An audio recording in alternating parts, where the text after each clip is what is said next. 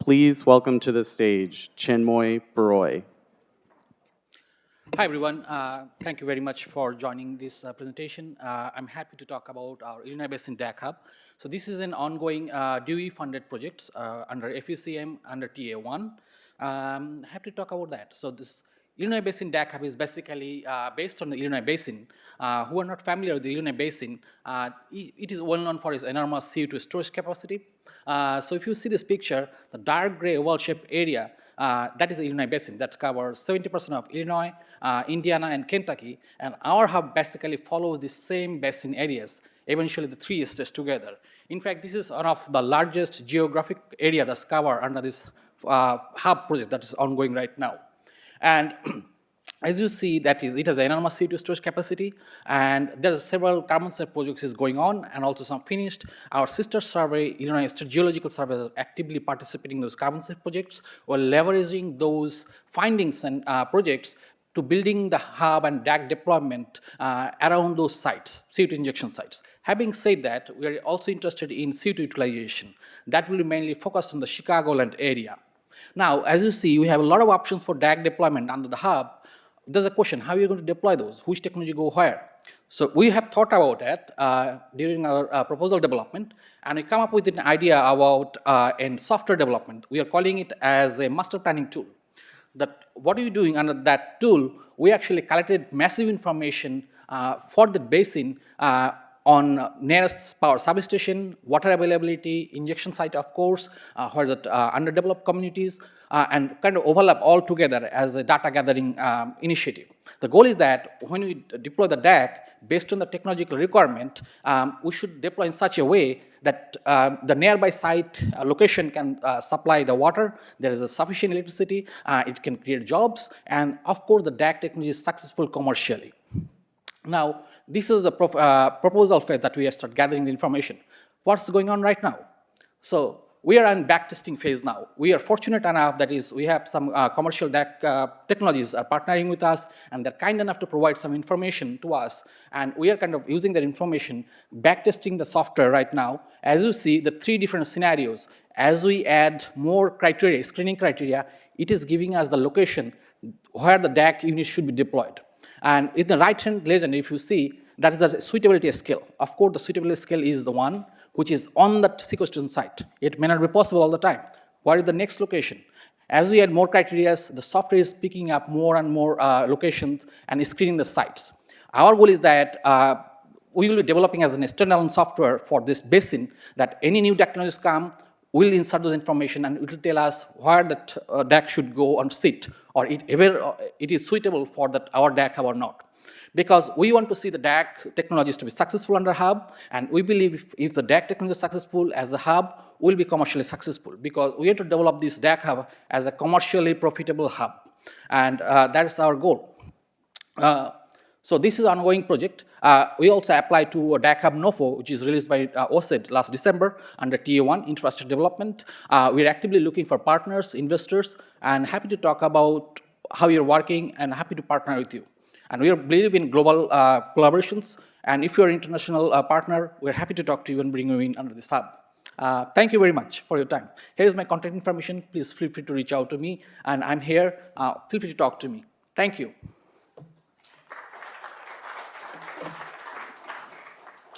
Please welcome to the stage Hans de Neve. Good afternoon, everyone. I'm actually here to bring you a message from the past. Actually, I inherited some Asian documents dating from 1600 from one of my Dutch ancestors, Cornelis Jacobzoon Drebbel. We heard about him yesterday, and then they mentioned like, yeah, we're not sure actually how we figured out to do DAC, but he actually did figure it out, and he wrote it down in a very ancient document. So I'm just here to explain how he did it, and now we try to replicate it 425 years later.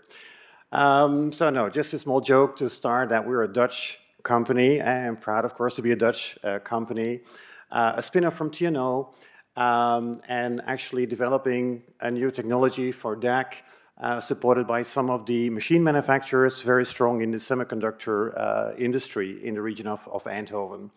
And that's also actually says already something about the technology, because I'm myself a semiconductor physicist, And so you will wonder, like, what is the semiconductor physicist doing in this region of DAC? We're actually leveraging some of the technologies that we were applying in semiconductor business, in this case for the sake of developing a new sorbent material for DAC as well.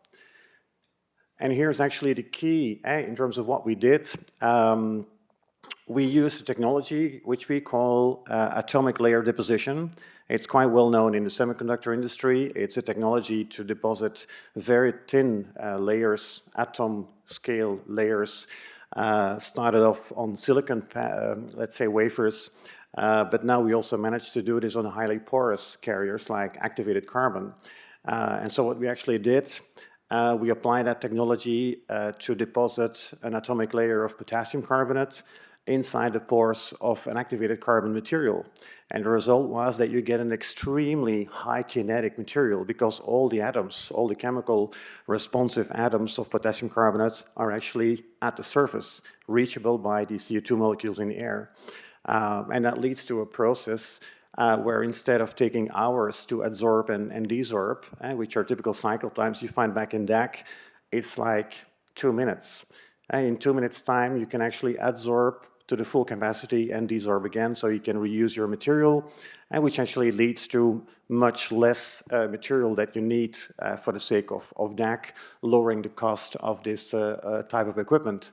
And on top of that, we also managed to do it without applying vacuum technology, so it's just an atmospheric process requiring no complex vacuum technology, so it's all about lowering material costs, lowering technology costs, lowering capex.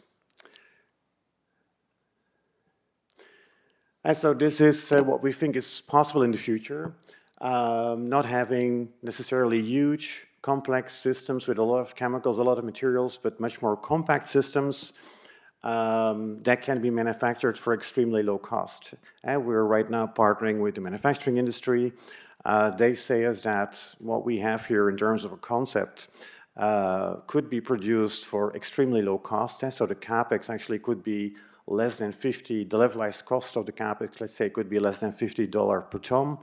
And I think, yeah, and we hope this could be a game changer. Of course, we're still early in the game here, and I need to watch my time. We're between TRL 4 and 5, so we do not yet have the system that we can deploy, but hopefully soon. And this year, we have the first demonstration of outdoor systems. So that's my main message. Follow us on Carbyon, I would say, and good luck for the rest of the day. Thanks.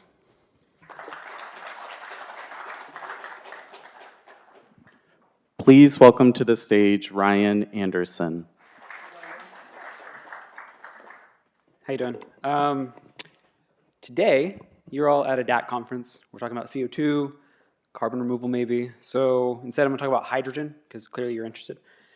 So we, Parallel Carbon, have a new DAC technology. It is a hydrogen co-producer. That's interesting and weird. Hydrogen is the bane of everyone in carbon capture's existence because it's really expensive. Everyone wants to make e-fuels with your DAC, right? Because then you could start displacing fossil fuels and find other revenue streams that aren't CDR, which may be potentially more commoditized, easier to buy. But hydrogen is just so expensive. It's in your way. We co-produce hydrogen in a cost-effective way from the same renewable power that someone else making hydrogen from water electrolysis on a site wants to use to make their e-fuels. So today we're talking about our reliable, secure, and simple co-production process. So this is a little bit older, but at its core, this is what our projects are going to look like. We have an electrolyzer that we've designed. It's a new membrane-free electrolyzer that we're using to split water, but also splits a salt into acids and bases, which get used in a water treatment process that we use with a mineral sorbent. Now, it looks really complicated and weird. The reason it's so weird is because we are intentionally decoupling direct air capture from the energy used in the process, meaning that 99% of the energy in our process goes into our electrolyzer. We run that electrolyzer intermittently, which means we can run the entire thing on solar and wind power whenever solar and wind power are cost effective. The process is designed to run off-grid or behind the meter with these low-cost renewable power assets, and at the same time, we can actually produce CO2 24/7 without power, essentially. The reason this is also exciting and possible is because our CapEx equipment is very low cost. You guys are all familiar with Heirloom. This is very kind of in that same vein, passive, minerals, sorbent, on trays. We're just treating them instead of a high temperature kiln or calciner in the middle. We use acids and bases that we're making with our electrolyzer in a liberation process to liberate that CO2, and then we're regenerating our sorbent. This is all done in water at ambient temperatures, which just makes the process very low cost. If you're interested in the chemistry, I'm happy to get into it. I won't bother too much. Air comes in, water is used through a little evaporation, power comes into this electrolyzer. Otherwise, it's a closed loop, 2 loops. We have calcium hydroxide going into our air contactor, coming out as calcium carbonate, and the acids and bases come out of our electrolyzer to produce the CO2 from the calcium carbonate, and then we just put that electrolyte right back into the electrolyzer. This is, at its core, a green hydrogen or water electrolysis process with 10 to 20% extra CapEx, and with that 10 to 20% extra CapEx, we're doubling or tripling the revenue. So at its core, that means, there we go, that we're producing the feedstocks from renewable power for e-fuel production. That's e-SAFs, e-methanol, potentially even carbon negative ammonia, depending on if it's a blue ammonia site that's taking the CO2 and injecting it underground. We can supply all these projects to unlock carbon negative e-fuels. We're excited by that. That's a very interesting proposition that nobody really wants to buy right now. So we're trying to figure out how to pair up CDR and fuel buyers together. So if you're an interested kind of person, let's chat about that. And finally, what this means for the future is at our sites, because we can make hydrogen so cost effectively, we become a feedstock supplier for e-methanol production in a way that is working towards cost parity with historic methanol prices. There's a little bit of a lazy forecast, but extrapolation of PPI adjusted methanol prices over time, we see a pathway towards our first of a kind being somewhat cost effective for renewable power with our nth of a kind fully cost effective. I'll leave it there. Happy to talk after parallel carbon. Thanks.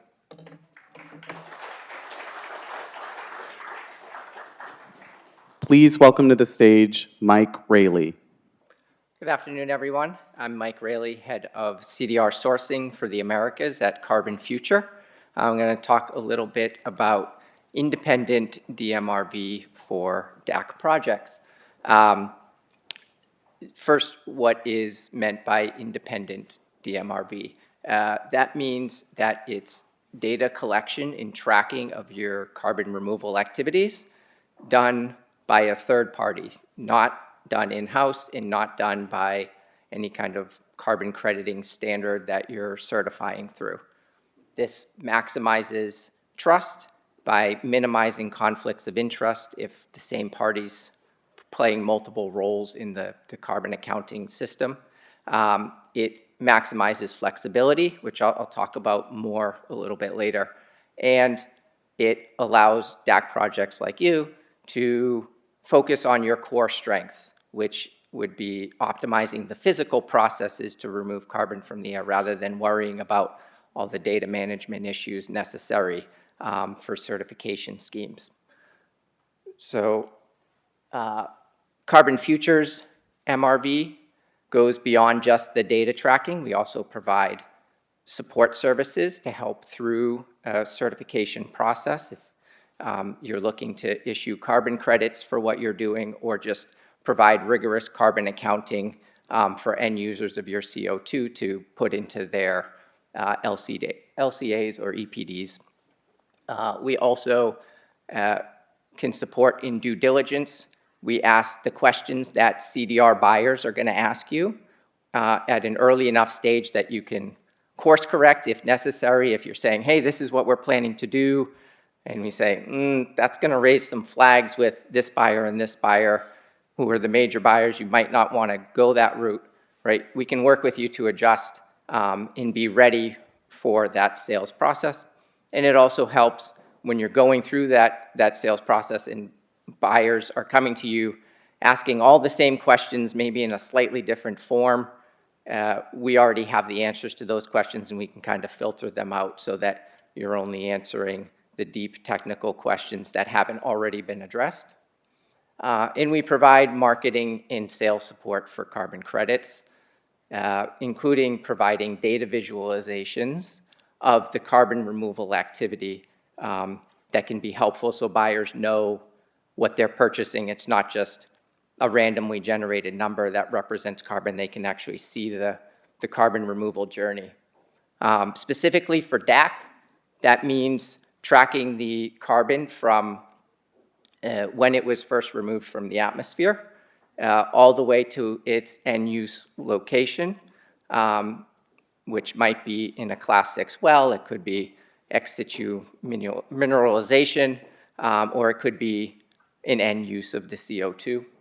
And if there's any transport in between. And again, this gives buyers a real sense of, okay, when I pay X dollars for this carbon credit, this ton of CO2 removed, it was this ton of CO2 removed, and here's the journey that it went, and here's where it is today. We also support multiple ways of ingesting data, including manual entry, connection through API, and integration with IoT sensors. And we do all this in a way that allows you to keep your systems and processes designed to optimize your operations, even if you decide to pursue certification through a different standard. Isometric might be popular today. Maybe there's another standard that comes along tomorrow that all the buyers are talking about, and you say, hey, we need to shift. With a platform like Carbonfuture, we can keep up with the evolving needs so that you don't have to keep changing for that. And this also would be particularly helpful. Our systems designed for some of the compliance markets that are starting to percolate through the system so that when those compliance markets become implemented, our solution will already make your credits eligible for those markets. And as an example, we're doing this today with CDR suppliers like Octavia Carbon. This is a direct air capture company in Kenya. And for them, we integrated with their IoT sensors.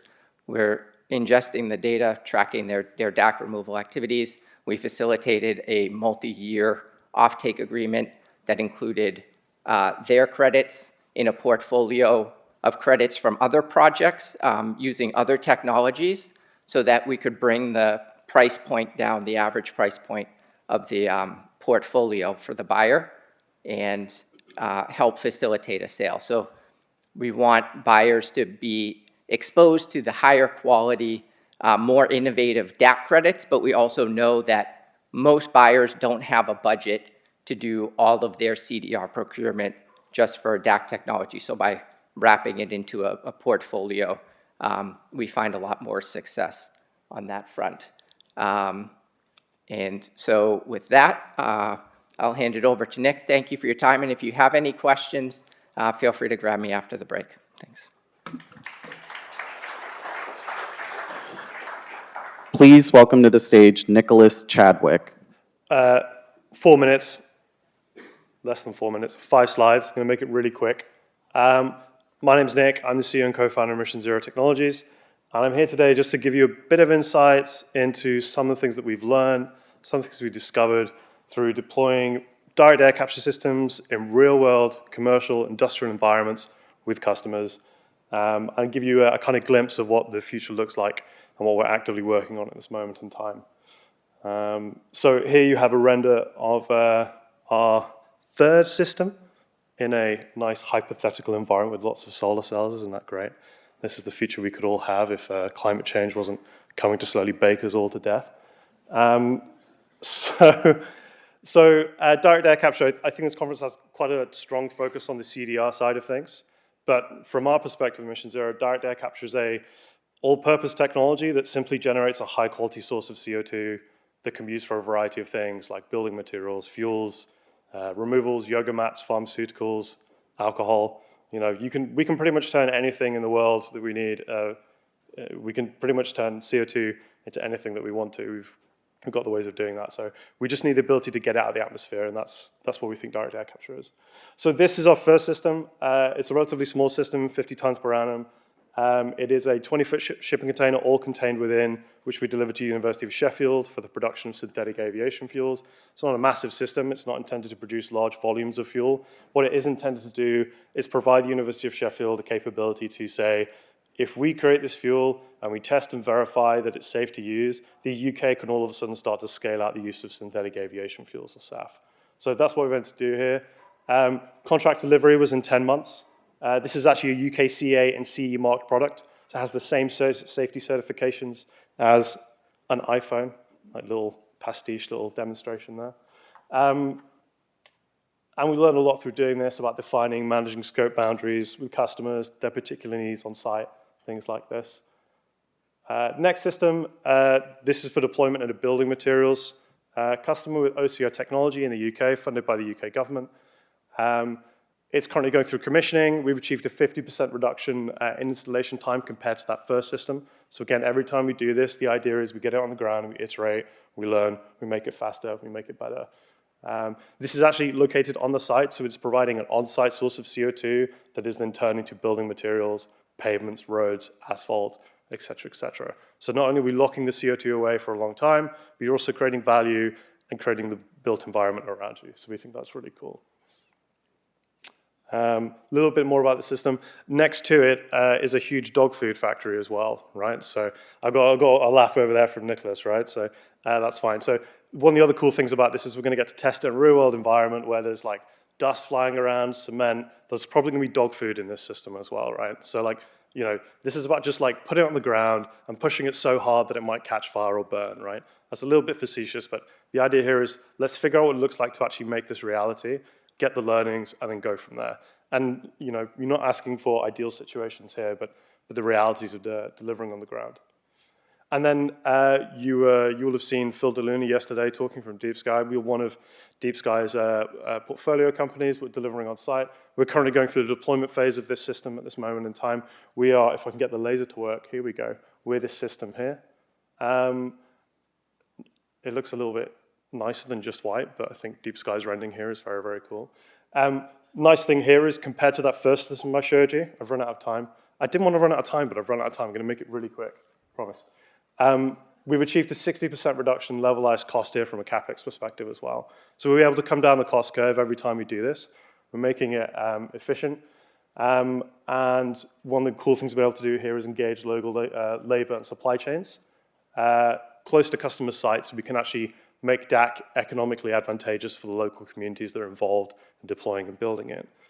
So lastly, we're now working on our next generation system. This is a 1,000-ton per year system. This tends to be a system that we can say, if you want to buy it, it's ready for us to deploy with you. It's the same core processes and equipment as our first commercial deployments, but because we've gone through all the iterations, we now know what it looks like. It integrates early cost reductions, energy efficiencies, and material optimizations, and it's informed by real-world operation experience and data, and we will have more to say on this system in due course. Thank you.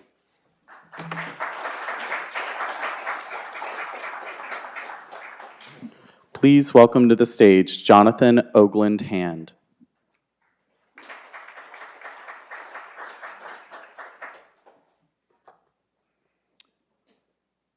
Well, hello everyone. My name is Jonathan. I'm calling on behalf of Carbon Solutions. We're a small business. We do R&D, software, and consulting.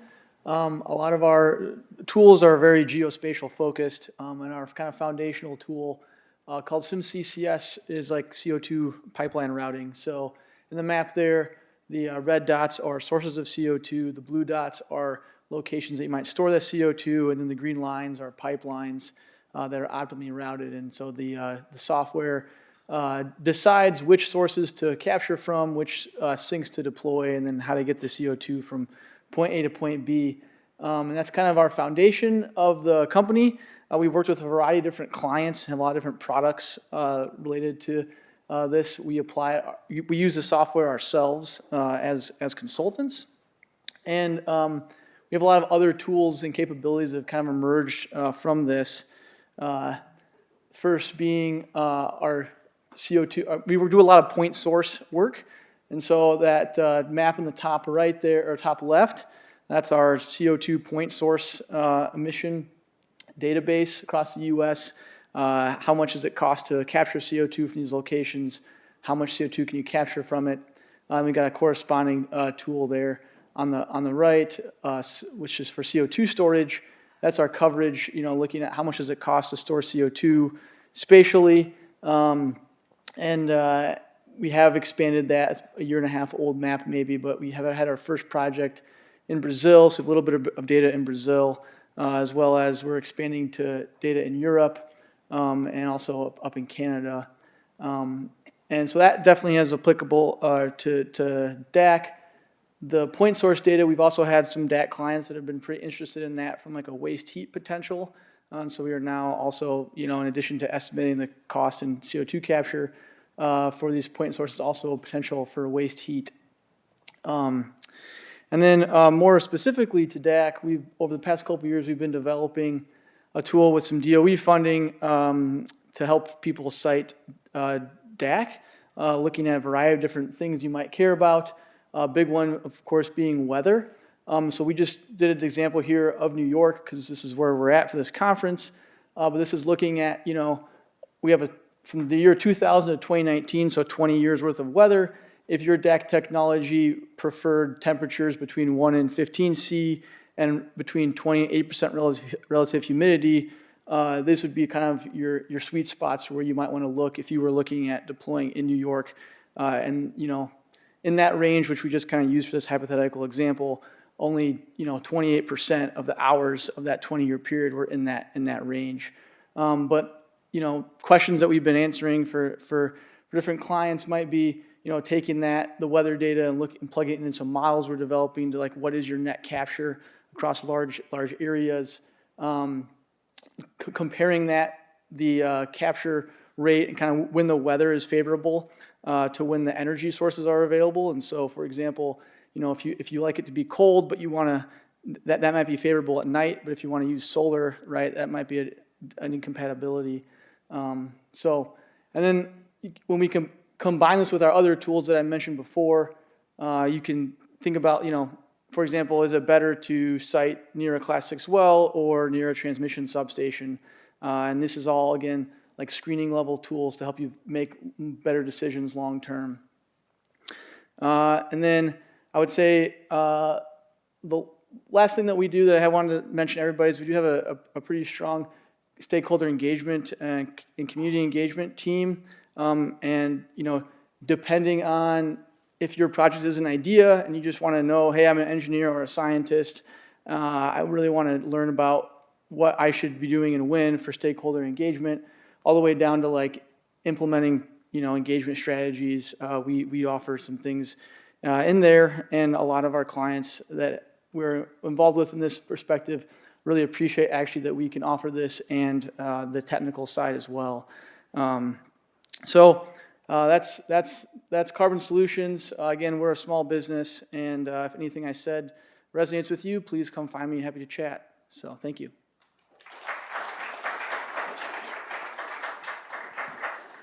Please welcome to the stage Matthew Rube. Hello there. Oh dear. Well, thanks so much. My name is Matt Rube. I'm VP of Business Development for Heimdal, a direct air capture technology developer. We own, operate, build facilities that capture CO2, and we partner with companies that offtake that CO2, store it, and use it. One of many here. A little bit about the company. We're based in Denver, Colorado. We've got our first facility in Oklahoma. I'll talk a little bit about that, but you can see it's the beautiful landscape to the left over there. A little bit about us. We're focused on affordability and scalability. So we use limestone, a solid sorbent, heat regeneration-based approach. We use limestone partially for the affordability of it and for the rest of the balance of system, but we've worked out a way to create a sorbent that is highly durable and has a high affinity for CO2, which allows us to leave that sorbent outside to passively carbonate. That plus a balance of plant that is built off of mature, scalable industries and technologies that have already achieved profitability and scale allows us to keep the cost low as we grow. And we partner with folks that help us take all of the above and create high-quality removal so that we can measure and quantify the exact impact that we intend to have and report on that so that we're doing what we're saying we're doing. So a little bit about where we are today. More beautiful scenic shots of Oklahoma. If you've never been, I highly recommend. That's our chemist, Dr. Will Vickery out there doing the good work. But basically, we launched in August. We call it Project Bantam. Nameplate capacity is 5,000 tons per year. And 5 main goals for Project Bantam that we're doing today. First one, obviously, is capture CO2. We want to do the work. That is underway. We are capturing CO2. We've been doing it all year round. Snow, 50-mile-per-hour winds, which, if you've been monitoring the South, was over the past weekend. Through all of it, capturing CO2. Second, and most importantly, validate our cost projections. Name of the game is bring the cost down. 3, closely monitor energy consumption. So again, closely tied to number 2. While we're capturing CO2, in order to bring down the cost, we want to make sure that we are meeting our energy goals. Any inefficiencies that we expect, we see. Any inefficiencies we don't expect, we find and we work around and we fix. 4, continue to optimize our sorbent performance. We are seeing better than we expected sorbent performance out in Oklahoma, but we want to continue improving the efficiency of that sorbent. And then 5, use all of the first 4 to inform scale-up planning, which is also what we're doing right now. And so we are in the development stage for Facility 2. Again, right now at Oklahoma, 5,000 tons per year. Next facility, we target for 100,000 tons per year by 2027, online by 2027, and we're in the development stages for that. And again, short and sweet so we can get to that nice happy hour that Jason, Nick, and the team have organized. But if you have more information, I'll be around. That's our email, info@heimdalccu.com, and our website, heimdalccu.com. Thanks so much.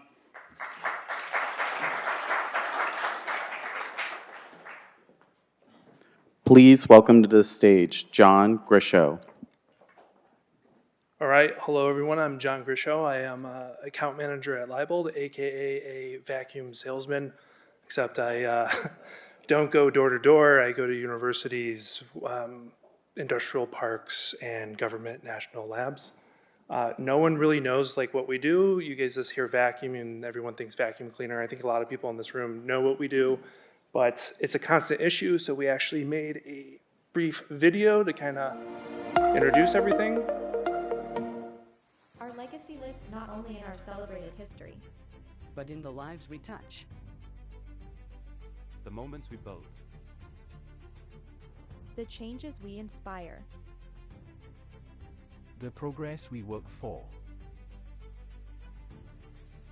and the lessons we learn along the way. Legacy is our past. It's our present. and our future. Legacy is leading the way. Legacy is labeled. So yeah, that's a, so that was the most corporate video ever. You guys still probably have no clue what we do. But we're in literally almost any and every industry you can imagine, from space simulation all the way to freeze drying pet food.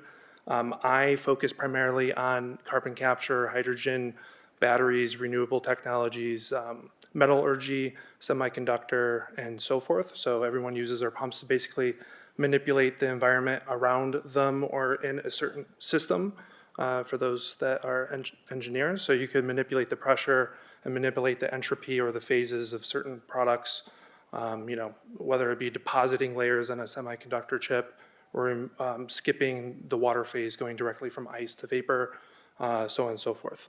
What we use our pumps for in this industry, and I'll explain later, is more the absorption, desorption part of it, where people will have special material that captures CO2, and then you want to isolate that CO2 because that's the stuff that you want, and you want to take that out. That's what a lot of people use our pumps for. Right here is our range. So this is atmosphere going all the way up to high vacuum, and then to the right are the different pumps to step you up to that. So we do a lot of different pumps depending on what you guys need. Our shtick or spiel of Leybold is actually to be more sustainable. So we do really high performance pumps, but then we also don't sacrifice the environment.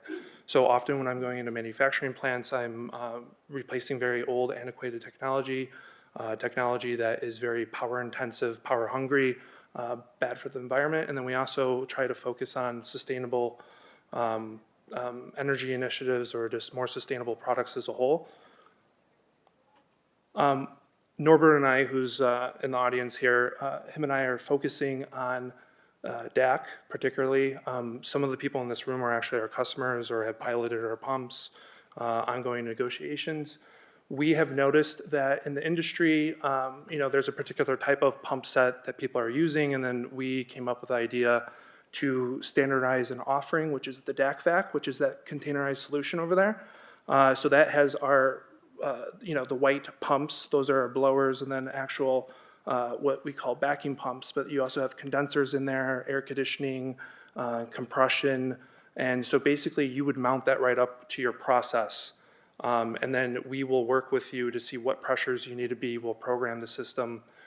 This is modular, and you could expand it. So this is just one unit that could do about 1,000 tons of CO2 a year. You could put 5, 10, 15 of them on top of each other, for example. It's weather rated, so you could put them outside, which often the carbon capture industry put everything outside. We've learned that putting our pumps outside and getting rained on is not a good idea. So we put them inside. So it's a modular, scalable system for you guys. And then if you guys have any questions, you could come find us. We're the two bald guys. And then, or you could write down our contact information and then let us know if you guys need any help with calculations or your process or how we could help. So that's it. Thank you.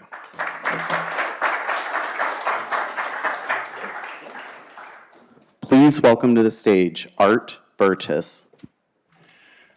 I want to give a big thanks to Nicholas Eisenberger, Jason, Kobe, and many others for sponsoring and handling this conference. It's been a great conference. I really enjoyed myself here. And I want to say hello to every leader in the room. It's great to be speaking to you. We're all leaders, everyone here.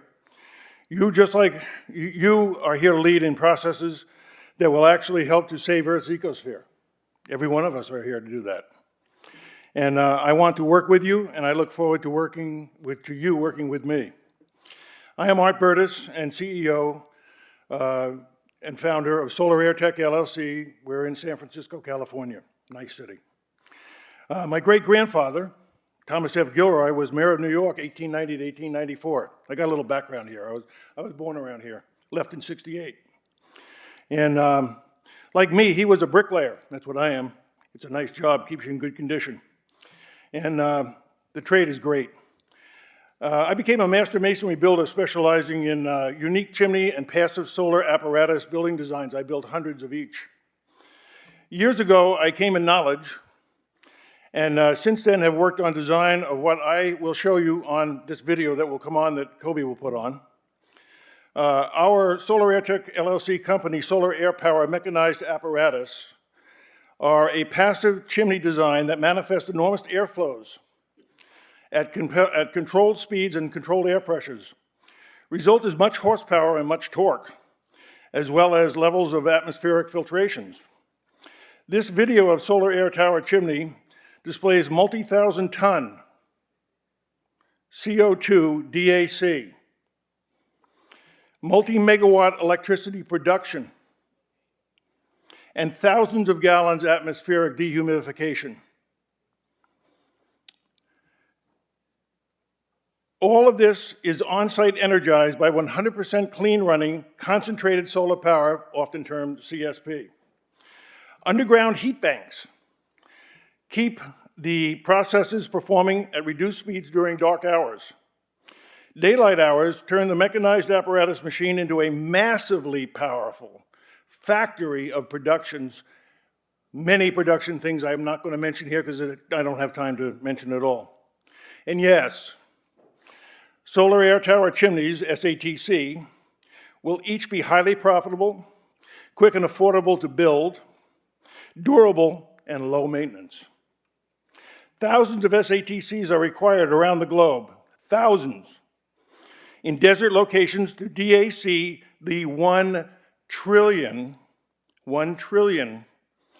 ton overage in our overloaded CO2 Earth's ecosystem. That's an MIT number that I'm using.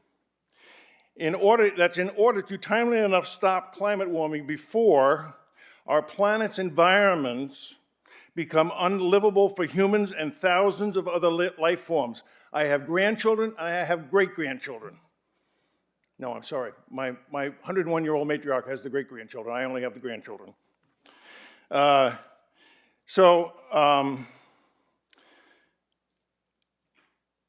rest your fears, although the administration is creating uncertainty, our research shows that the public desert lands being put up for sale of oil and gas exploration is expanding. We all can benefit from the deployment of SAT, DAC systems to complement oil and natural gas expansions. This globally required game, it's a game, but a necessary game, of increased energy productions must become a win-win for all civilization. My company, Solar Air Tech LLC, is reviewing avenues for funds. Listen closely and enjoy this video. Thank you so much for being here, and I'm so happy to be here myself. The atmosphere moves all around and all over our planet on a steady, non-stop basis. In only a few days, air that is heavily overburdened with climate-warming carbon dioxide travels around the entire world. This means dangerous carbon from everywhere on the planet can be removed from any location. Our solar tower chimney technology maximizes solar ray high-temperature conduction capabilities to quickly and internally move ambient air throughout our entire solar air system, creating the power-filled process of increased speed airflow convection. The atmosphere is drawn into the outer edge of our tower's solar-heated airflow platform, simultaneously turning exterior electric turbine wind blades. Along the edge of the tower's platform base are two types of CO2 separators and filters. Atop the pole filters, articulating solar tracking parabolic mirrors reflect extreme solar temperatures at the bottom of our tower chimney. The platform's 6-foot-high perimeter frame, filled with another type of CO2 collector, acts as the nose of a giant vacuum cleaner, sucking air in all around its long circumference. CO2 separator apparatus capture the carbon by separating it from the air that is increasing in speed as it passes through. Internal airflow convection moves faster and faster toward the center of the platform, while the ambient air is trapped under the heat collector platform's cover. Superheated air explodes upward through horizontal wind blade turbines and into the lowered air pressure of our diverging tower chimney. Airflow cools for emittance out of the buffered tower chimney's uppermost cleaned air exhaust opening. The carbon that is captured in the collectors is stripped and pumped into local tanks for storage and industrial uses. Upon CO2 stripping, the collectors regain the capability to separate more CO2 out of the atmosphere. The platform's internal wind blade turbines produce electricity by utilizing the energy enabled by vacuum pressure, creating rapid movements of heat-transferred airflow convections. This electricity can then be transferred for any on-site or off-site purpose. Water condensation is captured amongst several areas under the platform. Clear, potable water results. Solar Air Tech LLC will assist in saving Earth's ecosphere by helping abate climate warming through reduction of atmospheric CO2 content, non-polluting production of electricity, and clean manufacturing procedures for many types of green products. Thank you. Enjoy your lives and keep thinking DAC as much as you can.